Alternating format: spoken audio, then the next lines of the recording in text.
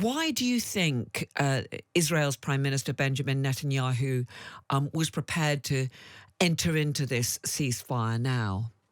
I think that Israel has some priority, and we try to, or Benjamin Netanyahu, say what are the objectives and the goals. And first of all, we have to return our deterrence. Hezbollah and Hamas, the way it went from the October 7th was not good for Israel from the deterrent point of view. So I think that we retain the deterrence against Hezbollah. In Hamas, yes, but we have other priority.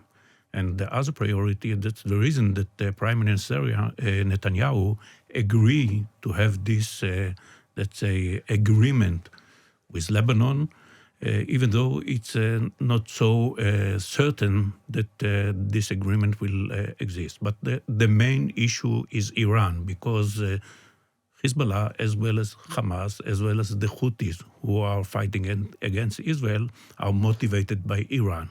And that's the reason that I think that Prime Minister Netanyahu agreed to do such an agreement. But it now seems that Israel is prepared to separate off its approach to Hezbollah from that of Hamas and Iran. Do you think this is just primarily because Israel feels that it has inflicted sufficient damage on Hezbollah in terms of taking out their military capabilities, killing several of their leaders? I don't think that you have to measure it in damages. You have to measure it in deterrence. I think that they have the lesson learned. I think that also in 2006, they mentioned that if they knew what were the end game of this 2006, they wouldn't try it again. But in the last 10 years, Hezbollah challenged Israel very much with how close they were to the border, with some kind of activities, and Israel didn't react to this. And I think that currently we retain some kind of deterrence, and that's the name of the game.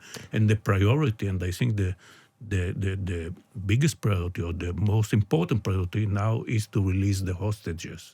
So we have to go for this issue.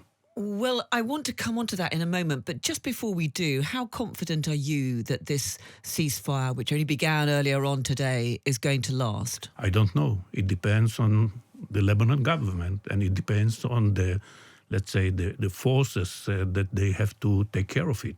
We don't have a confidence on the UN mission there. We don't have a confidence on the Lebanese armies, and we hope that the guarantee that we got from the French, from the Britain, and maybe they will be involved, it will give us some kind of confidence. And I think the most important issue is how we react once they will not work according to the agreement. And it should be, I think that we have some signs of it last night when Hezbollah suspected Hezbollah soldiers came to their region that they were not allowed to stay there. So I think that Israel should be more determined in how to react to such cases. And you mentioned the hostages who are still being held or missing inside Gaza. Is there any prospect now that this ceasefire with Hezbollah could pave the way for some sort of a similar deal in Gaza? We certainly know that President Biden says that he wants to push for that now. You're right, and I think that we have to look for some other venues. For instance, they mentioned the Turkey. Even though the relation with Turkey is not good, I think that if we think that Erdogan have some leverage on Hezbollah, on Hamas, Israel should approach Erdogan and ask him to try to come to such kind of a deal with Hamas. I'm not sure that the U.S. have such venue. The Qatar, they didn't gave the what we expected from them. So we have to find other venues to solve this issue, because this issue is not deterrence. This issue is for the moral, for the security, for the confidence of the people in Israel, in our government and also. But doesn't Israel have to explain what its long-term strategy is for Gaza? Clearly it wants to secure the security of its people, but beyond that, Israel has to say how it sees the future of Gaza. Surely it has to accept that there must be some kind of Palestinian state. That's one of the issue. It's not bipartisan, but that's an issue with the conflict.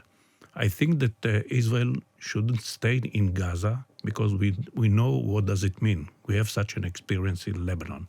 So the issue here or the solution... You're saying Israel should not stay in Gaza? No, not stay in Gaza. I don't think that we should have some, let's say, settlement in Gaza, which is the ambitions of some parties in Israel.